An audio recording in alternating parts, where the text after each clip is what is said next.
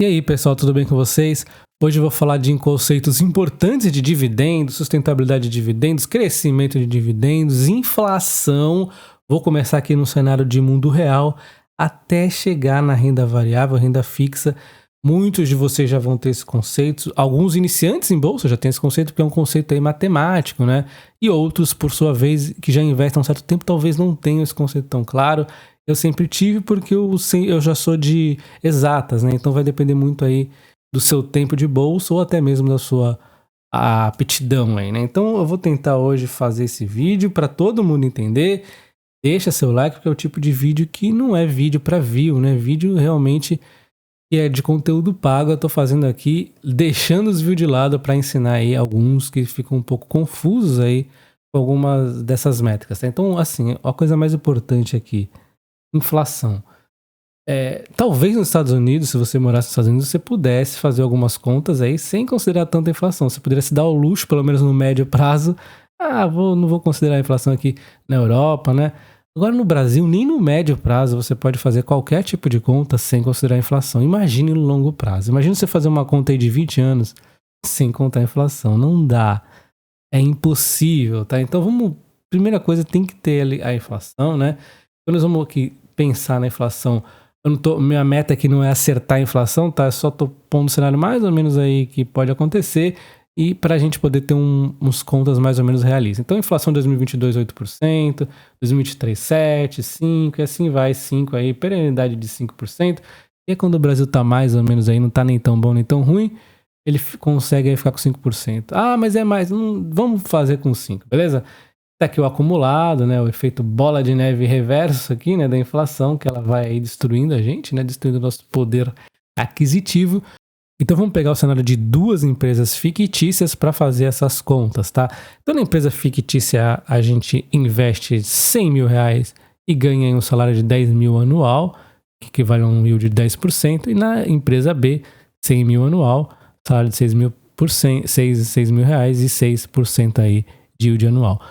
Só que no cenário da empresa A já tem contrato fechado e isso aqui vai ficar 10 mil por 8 anos para aí depois ver o que acontece. Então 8 anos, 10 mil reais fixado. Isso aí é ruim com a inflação, né? No cenário da empresa B, ela investe, ela tenta aí melhorar seus produtos e tudo.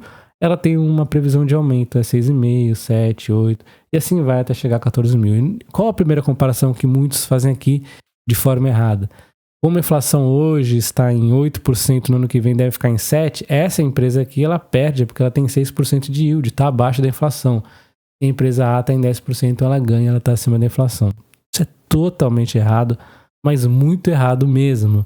Primeiro que não importa o yield para ver a sustentabilidade. O que importa é o crescimento desse yield. Nesse cenário aqui da empresa B, ela está partindo aqui, ó, de um aumento anual e esse aumento está em 8,3 no primeiro ano, 7,7 no segundo ano. No primeiro ano a inflação foi 8, ela ficou 0,3 acima. No segundo a inflação a 7, ela ficou 0,7. No terceiro ano a inflação foi para 5, ela conseguiu 14, depois 13 e 6. Todos os anos ela conseguiu acima da inflação. Então ela é extremamente sustentável, ela tem um legítimo efeito de bola de neve. O legítimo efeito de bola de neve, porque o dividendo está crescendo ao longo do tempo. Já na empresa A, o dividendo não cresce, então é zero. Então cada ano que passa, ela vai perdendo para a inflação. Então no primeiro ano ela perdeu 8, depois 7, depois 5 e foi perdendo. E se a gente desse o nome para a empresa A de renda fixa e para a empresa B de renda variável. Então, é mais ou menos isso que acontece. A renda variável costuma crescer aí ao longo do tempo, pelo menos as melhores empresas, né? E vamos fazer aqui uma simulação com o LCI e LCA do Banco Inter. Eu acho o Banco Inter uma plataforma excelente para investimentos de renda fixa. E esse de IPCA mais 5,2 eu achei bem interessante, inclusive, tendência a aumentar, tá? O problema aí da renda fixa, LCI e LCA, é que é ruim para você sacar, mas não tem imposto como o Tesouro. O Tesouro é pouco melhor para você sacar, algumas oportunidades você consegue até um ganho aí. Mas enfim, vamos ver aqui o IPCA para viver de dividendos do IPCA 5 mais 2. Aí. A inflação então está setada lá em 8% no primeiro ano, né? Então, somando aqui os 5,2 mais os 8%, 3,2, assim vai, 2,2, somando aí com as inflações do ano, Olha só os dividendos, 13.200 no primeiro ano, 12 mil no segundo, 10 mil, 10 mil, 10 mil.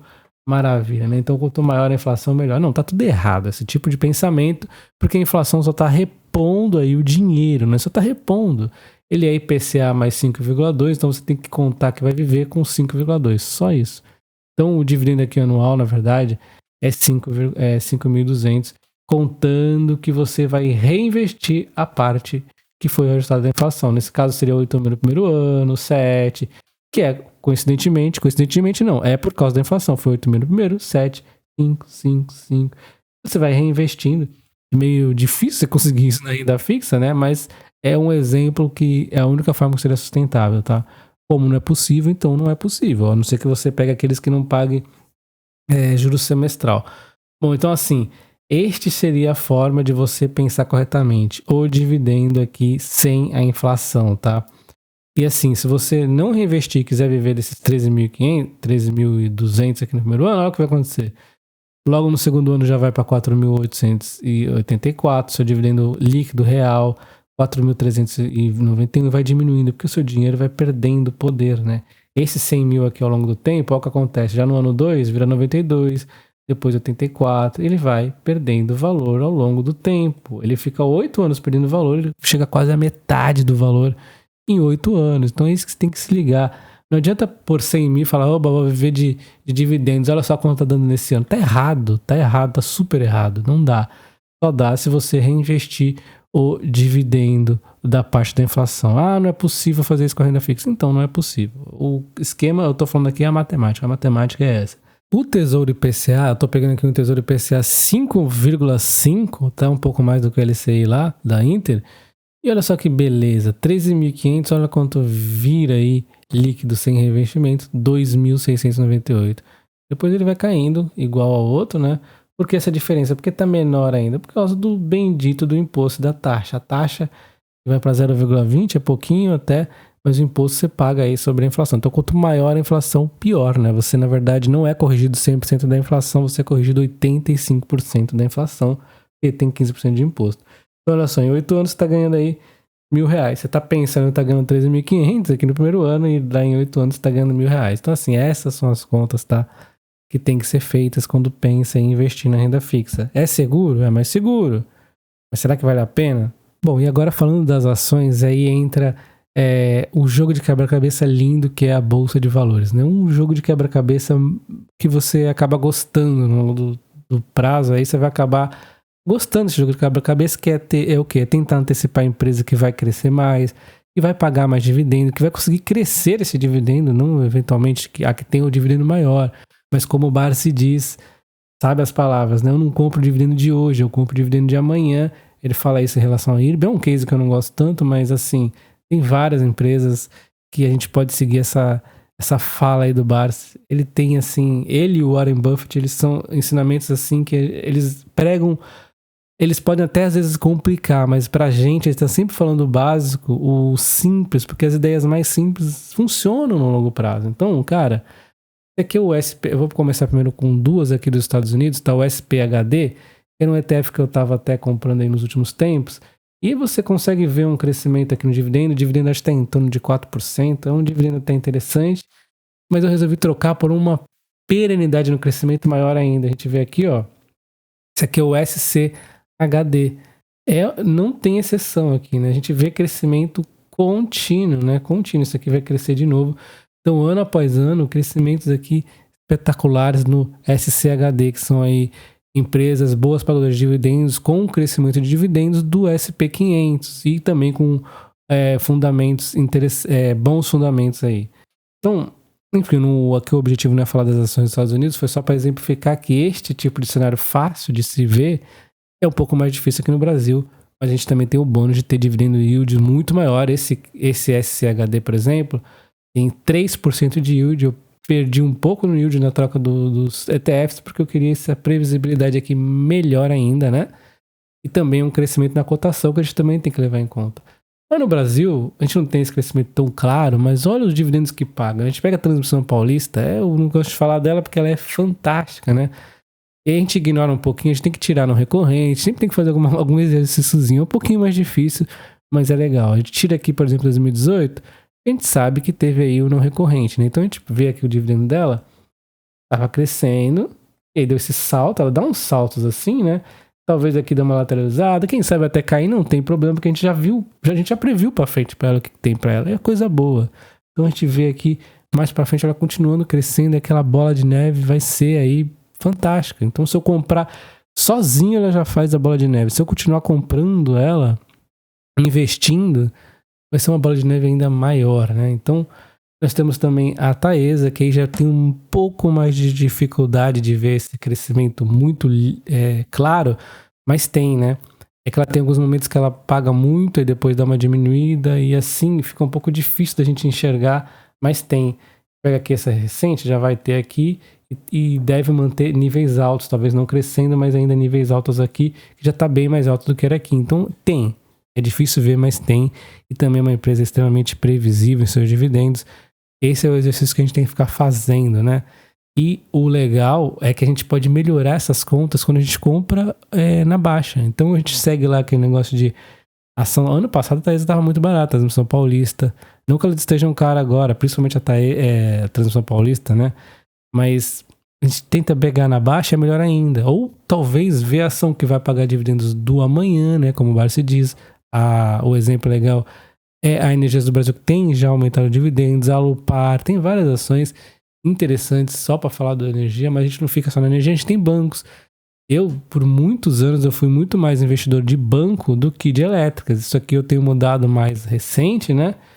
Porque eu tô vendo que o momento das elétricas são melhores e continuo gostando muito de bancos, é meu segundo maior peso. E Itaúsa é um exemplo de empresa que estão aí batendo porque ela tá com dividendo baixo. E aí você tá o quê? Perseguindo a coisa errada, tá perseguindo o yield atual, não tá seguindo o que o Barsi diz que é ver o dividendo de amanhã e não o dividendo de hoje. Então, Itaúsa vai aumentar esse dividendo e com tudo que ela tem para fazer, a tendência é continuar aumentando, é mais um efeito aí bonito de bola de neve, ó. De vez em quando tem as exceções, bancos têm mais exceções do que elétricas, geralmente, mas consegue aqui. Eles seguem muito a economia mais, os bancos, do que as elétricas, né? O Banco do Brasil já é um pouco menos estável no crescimento de dividendos, mas também a gente consegue ver algum, né? Um momento bom. Aquele a política atrapalha muito o Banco do Brasil, mas é uma recuperação. Aqui foi pandemia e agora já vai continuando. Então a gente vê, de certa forma, um crescimento no dividendo aqui. Tem que fazer um certo esforço para tentar entender o que está acontecendo com a empresa. E o legal do Banco do Brasil é que muitas vezes ele está bastante barato, fazendo aí esse efeito bola de neve muito interessante para a gente. Nós temos o Bradesco, que também consegue um bom crescimento, né? Tem aí os momentos como qualquer banco tem de sofrimento, mas já volta a crescer. Pandemia, e já deve voltar a aumentar mais para frente aqui, né? Na verdade não em 2021 ainda, mas 2022. Então assim, é mais um exemplo bom que também tem bonificações interessantes. A Porto Seguro, né? Olha só, Porto Seguro, que crescimento legal. E aí quando a empresa consegue bons resultados como esses, a gente consegue ver crescimento na cotação também, né? Então, é outro exemplo muito interessante, o Porto Seguro, que não tem um yield tão grande como algumas outras seguradoras e às vezes fica aí meio que fora do radar, mas é uma empresa fantástica também, a Porto Seguro. Temos outras aqui que tem aquele momento de transformação, né? Eu nunca fui acionista, ó, já investia na bolsa, eu nunca tinha sido acionista da Copel nesse período todo. Quando eu resolvi ser? 2021, até poderia tentar 2020 também, vai ter 2021 antes de boa parte desses dividendos aqui.